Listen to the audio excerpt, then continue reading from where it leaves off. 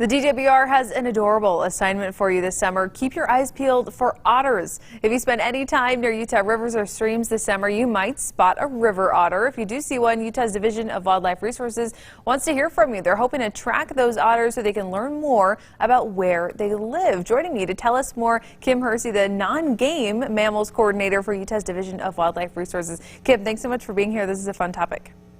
Good morning. So why is it that you need help figuring out where these otters live? Well, we know otters are distributed throughout the state, but we really don't have a great idea of how many and exactly what rivers they're in. So by submitting your sighting, it helps give us an idea of where we can really focus our efforts and manage otters better. Interesting. So is the DWR planning to use those tips and then go like catch and tag these otters? Or are you hoping to kind of track them that way? We probably won't do any tagging, but we will go back in with remote cameras and see if they're having pups or get a better idea of what the numbers might be like. Got it. Interesting. So kind of observe them better with a little more detail. Are otters native to Utah? Are they from around here? Yes, otters are native. They were never really abundant in the state. You know, we don't have a ton of water here, but populations were really hit hard by unregulated trapping.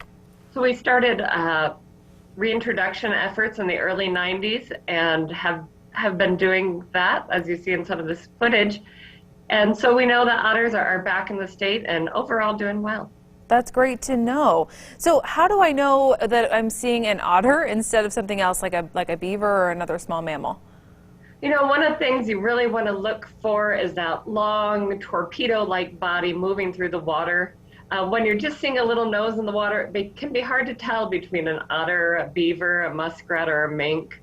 So be looking for that larger size, the nose just sticking out of the water, and the round, thick tail. Got it. And as you mentioned, the history with this otters is really that kind of irresponsible trapping. So you don't want people going too close to these otters, right? Any other reminders or safety features you want people to know as they are kind of looking for these otters in the wild?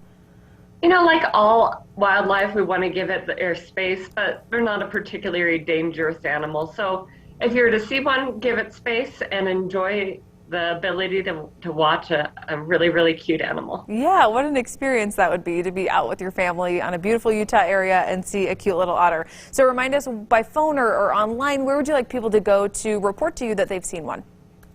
The best place to go is just report it to utahotters@gmail.com, and we'll have somebody checking that. That's easy, and email utahotters@gmail.com. We'll make sure we've got that linked on our website too, abc4.com/GMU. Kim, thanks so much for being with us. Good luck finding those otters this summer. Thank you.